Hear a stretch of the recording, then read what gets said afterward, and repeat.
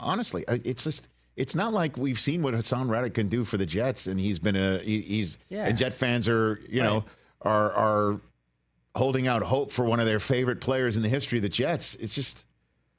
It's weird, right? It's really weird. It's weird. And he's already given up. He had $800,000 game check last week. He's already accrued $5 million in fines. It's crazy, and he's willing to dig in and miss more games. Soon he's going to come back and have to play for the Jets for free. Yeah, on the arm. I don't know. It's a weird situation. It's really weird. But if you look at the way the Jets defense played and the defensive line played against San Francisco, clearly they need him. Brock Purdy had a clean pocket the whole night. I don't know why the Jets defense looked so poor. They've got enough guys that can handle, one would think, some of the best offenses in the NFL with the guys they have. And the guy charged with figuring it out is Robert Saleh, who had an interesting soundbite to say. It was an interesting question. Remember I said to you yesterday that not many teams who go 0-1 and have a lot of hopes placed in them and a lot of expectations about them, and also have a kind of win or lose your jobs season in front of them for everybody, to look that poorer, and it's very rare that you can say they still came out on top in a loss because their quarterback's healthy. It's a rare situation. Mm-hmm. Robert Saleh was asked that very question in a different way and gave an honest answer. You got to say that 0-1 this year feels a lot better than 1-0 last year? You know what? Unfortunately, it does, because I think I know we're going to get the defense fixed. That is not a problem. If that's a problem, it's not a problem. And I know we're going to get a lot better from week 1 to week 2. We got a great opportunity this week against Tennessee on a short week. It's going to be a tremendous challenge. But like I said, guys, it's a 17-game season. Got 16 of these left, and getting the defense fixed is not going to be a problem. Not going to be a problem. I hope it's so for his sake. For his sake, I know. Yeah. But as I said yesterday, I'll repeat it again. If you like playing for Robert Saleh, if you like living in New York and playing for Robert Saleh, living in New Jersey playing for Robert Saleh, if you like him, you need to win. You got to play better. You're not just playing for yourselves and your pride and your livelihood and your money and your family. You're playing for this guy.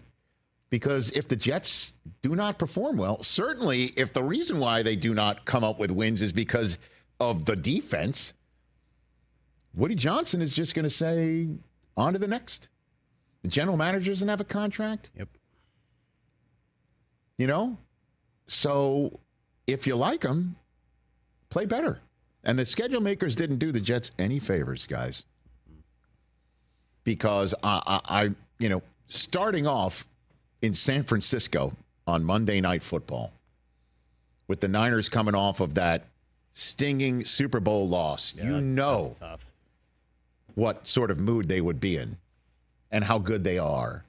And then, listen, not many teams, I mean, I don't have the numbers here in front of me, but if you play on Monday night, okay, the next week you go on the road, that ain't easy.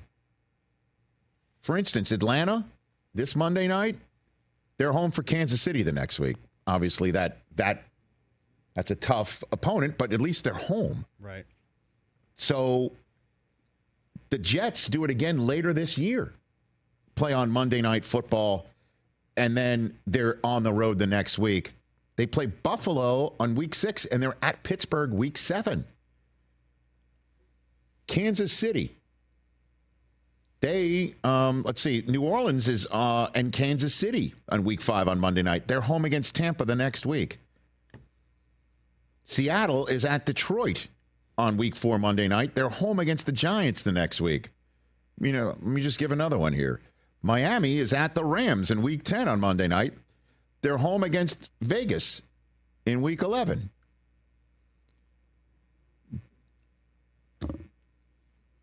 Buffalo is at the Jets week 6. They're home against Tennessee week 7.